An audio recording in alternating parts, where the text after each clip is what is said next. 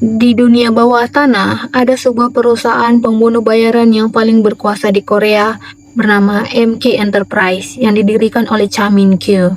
Cha Min-kyu menetapkan peraturan bahwa para asasin yang bekerja hanya boleh mengambil pekerjaan yang disetujui oleh perusahaan dan dilarang menyentuh anak di bawah umur. Bagi siapapun yang melanggar akan berhadapan dengan Gil Bok-son, sang pembunuh legendaris, dan Mantis, sang eksekutor andalan MK. Film ini dimulai dengan dua orang abang beradik pengangguran yang sedang mengisi bensin. Saat si gondrong mau pipis, dia malah menemukan korban eksekusi, yakni anak SMA yang sedang sekarat. Dia melakukan hal fatal dengan menusuk pisau bekas pembunuhannya lebih dalam sehingga si anak meninggal. Tidak disangka-sangka, ketika keluar dari situ, dia sudah ditunggu oleh Cha Min-kyu, bos yang ingin mengeksekusi mereka karena sudah melanggar peraturan MK. Sang kakak dari si gondrong sudah lebih dahulu dibunuh oleh Cha Min-kyu di dalam mobil. Karena ketakutan, si gondrong langsung lari agar tidak dibunuh oleh Cha Min-kyu. Tapi naasnya, dia malah membawa nyawanya kepada Mantis, si eksekutor andalan MK. Mantis kemudian menghajar si gondrong sampai meninggal. Memang kemampuan Mantis sebagai pembunuh bayaran MK terbaik sudah tidak perlu diragukan lagi. Mantis menghabisi si gondrong sampai seluruh anggota badannya terpisah. Min-kyu yang melihat itu segera memanggil tim pembersih untuk membereskan semuanya. Ternyata pekerjaan itu adalah pekerjaan terakhir Mantis sebelum dia memutuskan untuk resign dari MK. Karena dia berpikir dia sudah memiliki nama yang besar.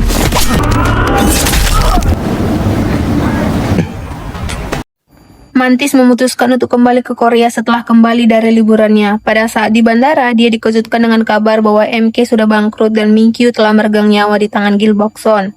Dia dikabari oleh Jae-yi, rival sekaligus sahabatnya saat masa trainee di MK. Di sisi lain, Jae-yi datang menemui Nam Bae-son. Jae-yi bekerja untuknya karena dia gagal masuk MK. Jae-yi melihat Bae-son memasak daging untuk Hanul alias Mantis menyambut kedatangannya kembali ke Korea. Mantis kemudian mengajak Jae-yi bertemu dengan teman-temannya di sebuah bar, yakni Sumin, Bombay, dan Dongyang. Mereka berencana untuk mendirikan agensi pembunuh bayaran. Mereka sangat yakin bahwa mereka akan sukses karena mereka memiliki Mantis, asasin yang paling ditakuti di dunia pembunuh bayaran. Bombay berpendapat bahwa Jae-yi lebih cocok jadi pemimpin. Hal ini membuat Mantis tidak terima karena dia merasa bahwa dia bertanggung jawab terhadap Jae-yi. Dia memendam rasa kepada Jae-yi yang merupakan sahabatnya sendiri. Dia juga cemburu saat mendengar bahwa Jae-yi sudah punya pacar. Karena cemburu, Mantis mau ngungkit-ungkit masa lalunya dengan Jae-yi saat mereka berduel semasa trainee di bawah naungan MK. Meski Jae-yi adalah pemenangnya, Mantis didebutkan terlebih dahulu. Mantis juga meragukan bagaimana masa depan MK ke depannya. Namun, dia juga mengatakan bahwa ada seseorang yang sangat berpotensi untuk membangkitkan MK, yakni Do-go.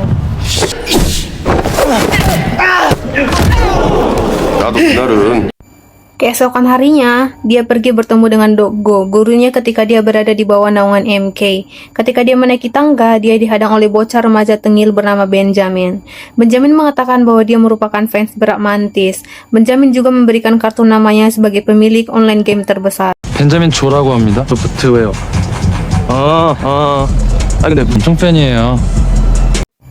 Mantis akhirnya bertemu dengan Do-go dan dia terkejut karena dia mendapat pelukan dari gurunya. Awalnya dia berekspektasi akan diserang, namun ketika di ruangan pribadi Do-go malah menyerang Mantis bertubi-tubi. Karena tidak siap, akhirnya Mantis terjerembab ke lantai. Mereka berduel sebagai sambutan karena telah kembalinya Mantis.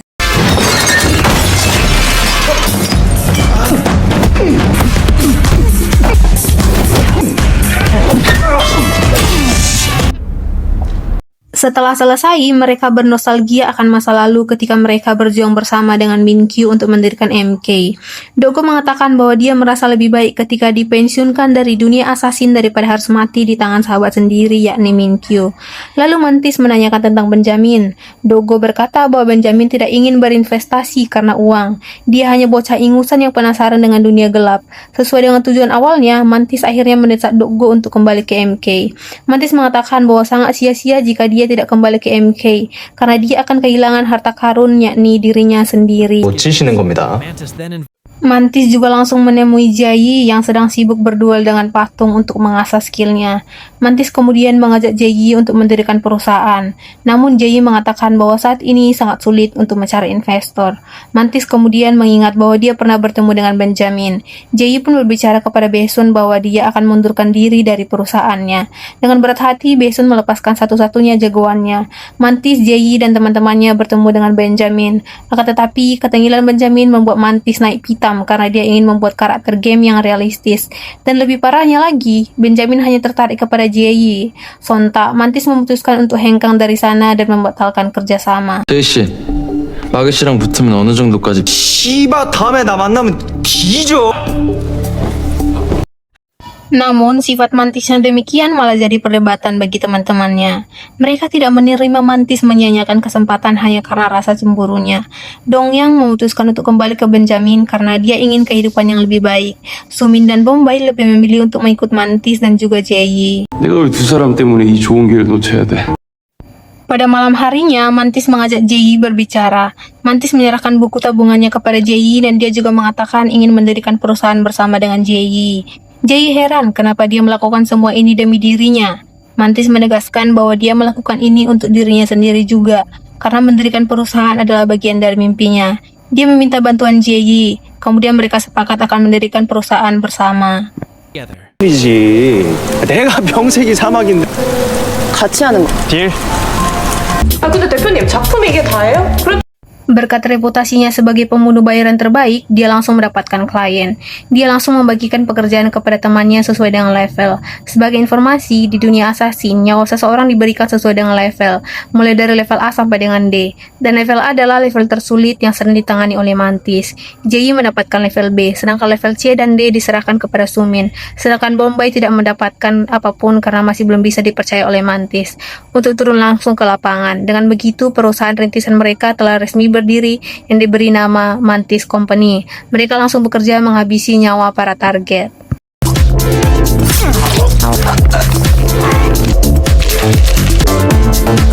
Untuk mendapatkan klien lagi, Mantis bertemu dengan Doggo yang sudah resmi meneruskan kepemimpinannya di MK. Dia juga meminta target kepada Doggo dengan level A. Tapi Doggo mengajukan syarat bahwa dia harus membantu Doggo dalam sebuah misi penting. Doggo berencana membuat para pembunuh bayaran kembali menaati peraturan yang dicetuskan oleh Minkyu. Hal itu juga akan dilakukan oleh Doggo saat rapatnya umum seluruh perusahaan assassin di Korea Selatan. Sementara itu di markas, Sumin mendapatkan telepon dari klien yang membatalkan misi. Hal ini membuat Sumin frustasi, sedangkan Bombay mengeluh karena tidak bisa dipercaya untuk turun ke lapangan. Bombay merasa bahwa Mantis tidak adil. Ketika Mantis tiba di markas, Jayi langsung mengajak Mantis untuk berbicara berdua. Jayi menasihati untuk berbuat adil kepada anak buahnya. Bagaimanapun juga mereka adalah anak buah Mantis. Mantis berasa bahwa mereka belum memiliki cukup pengalaman, namun Jayi mengatakan, jadi untuk apa mereka mendukungmu? Jayi marah kepada Mantis. 더럽게 불편해. 애들 앞에서 낚인 적이나 있냐? 어? Setelah perdebatan itu, Mantis mengadu kepada Doggo dan curhat kepadanya. Doggo kemudian mengatakan alasan dia kenapa mendebutkan Mantis terlebih dahulu. Doggo juga mengatakan bahwa dia itu seperti Jayi. Mereka sangat mirip. Dia juga tidak suka dengan kekalahan. Sementara itu, di tempat lain, Jayi melapor kepada Mantis bahwa dia sudah menuntaskan misinya. Akan tetapi, saat dia berpikir bahwa misinya sudah selesai, dia melihat bahwa dia diikuti oleh segerombolan orang yang mengincarnya. 넌 나랑 꽤나 닮았어. Di tengah-tengah pertarungan, tiba-tiba lawannya menunjukkan siapa yang berada di balik topeng itu. Ternyata dia adalah Dongpiang, namun Jayi tidak peduli dan langsung menghabisi Dongpiang. Dia merasa dikhianati. Setelah itu, Benjamin muncul dan Jayi menyimpulkan bahwa dalang di balik semua itu adalah Benjamin. Benjamin memprovokasi Jayi untuk meninggalkan Mantis. 유나야! 잘 지냈어? 친구보다 잘해요? Keesokan harinya, saat Mantis, Sumin, dan Bombay sedang sarapan, Jayi bersikap aneh dengan mood yang tidak bagus. Bombay berusaha untuk mencairkan suasana. Kemudian perdebatan terjadi di antara Mantis dan Jayi. Mantis memperingatkan Jayi bahwa dia adalah bos sekaligus atasannya. Namun Jayi merasa muak akan hal itu, dan dia langsung mengajak Mantis untuk berduel menggunakan pedang. Pertarungan itu tidak terelakkan. Hal ini membuat Sumin dan Bombay langsung was-was. 절대적이야.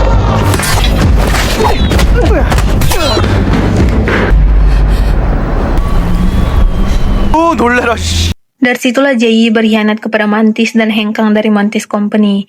Jayi melakukan kesepakatan dengan Benjamin untuk mendirikan perusahaan Jayi, sementara Mantis seolah-olah kehilangan arah dan Sumin dengan setia berada di sisinya. Ketika Bombay bertemu dengan Sumin, Bombay mengajak Sumin untuk ikut dengan dirinya bersama dengan Jayi karena tidak ada masa depan di perusahaan Mantis. Mendengarkan penuturan Bombay, Sumin merasa kecewa karena Sumin melihat perjuangan Mantis yang rela menghabiskan seluruh tabungannya demi mendirikan Mantis Company bersama dengan teman-temannya. 업계에서 제일 핫한 나락 갖고 나락 보내고 제이 언니 무대에 올려. Mantis juga menolak kembali ke MK meski Dokgo mengajaknya. Karena kesetiaan Sumin, Mantis memberikannya pekerjaan dengan level yang lebih tinggi. 너 한번 해볼래? 진짜요?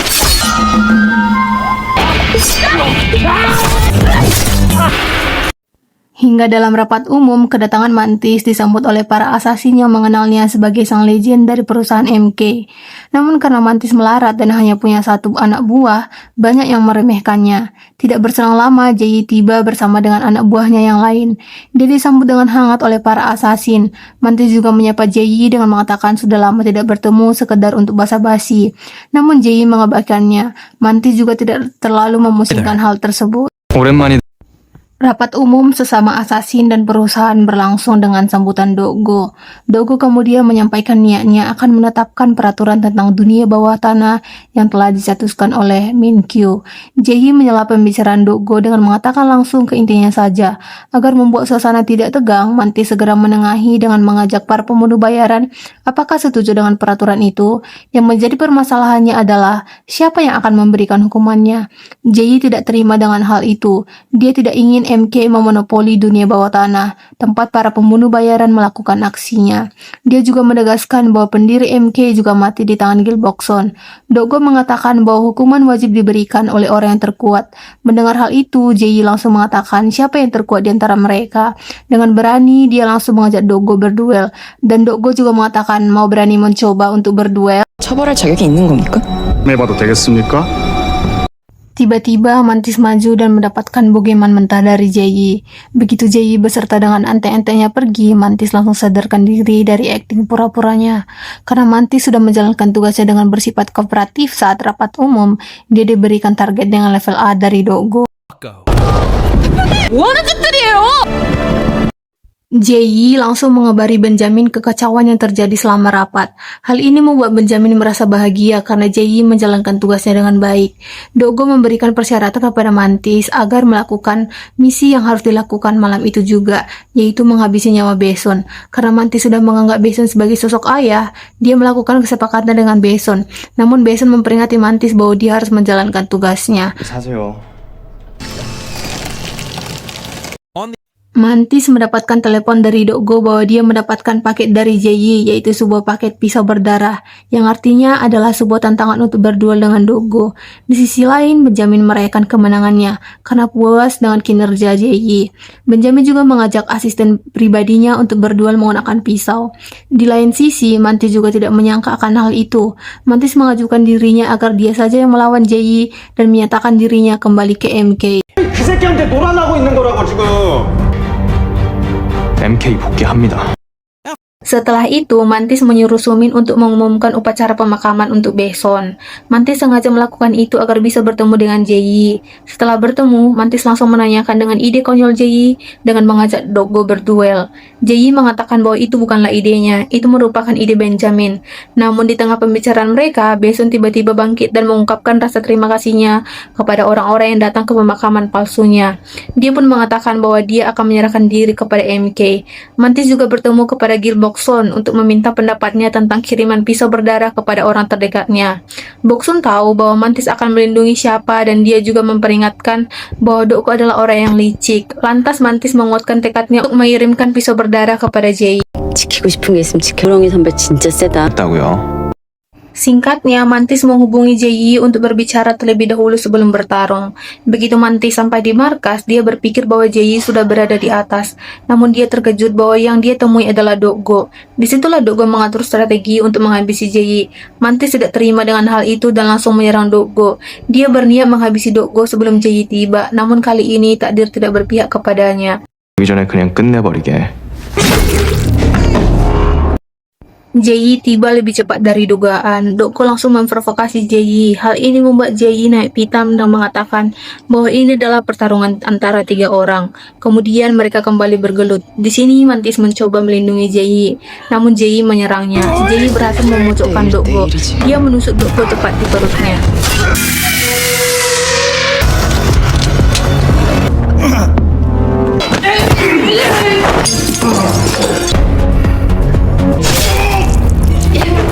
Menurut Jae, hal ini impas karena Dokgo juga melumpuhkan Mantis tepat di kakinya yang membuat pergerakan Mantis jadi tidak leluasa. Mantis langsung mengambil kesempatan itu untuk mengalahkan Dokgo. Dokgo berlutut di depan Mantis sambil menahan rasa sakit. Mantis tentu memiliki mati nurani. Dia tidak akan tega membunuh orang yang sudah berjasa dalam hidupnya. Dia menghormati Dokgo sebagai gurunya. Dia menyuruh Dokgo untuk pensiun sama seperti yang dikatakan oleh Minkyu ketika Minkyu berhasil mengalahkannya. Namun Jae tiba-tiba datang dari belakang dan langsung menusuk pisau yang ada di perut Dokgo lebih dalam lagi.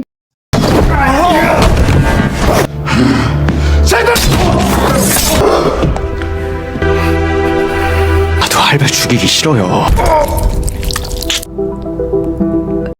Setelah beberapa lama, Benjamin semakin sukses dan dia juga berhasil menginspirasi banyak orang. Jae juga setia menemani Benjamin. Jae langsung menyambut Benjamin dengan sebuah bunga, mengatakan selamat kepadanya. Jae langsung mengarahkan Benjamin ke sebuah mobil untuk acara selanjutnya. Namun keadaan semakin sepi. Benjamin baru sadar bahwa dia dijebak. Ternyata yang menjadi supirnya adalah Mantis. Mantis mengatakan bahwa Benjamin harus bertanggung jawab akan semua hal yang terjadi. 너 다음에 나 다시 만나.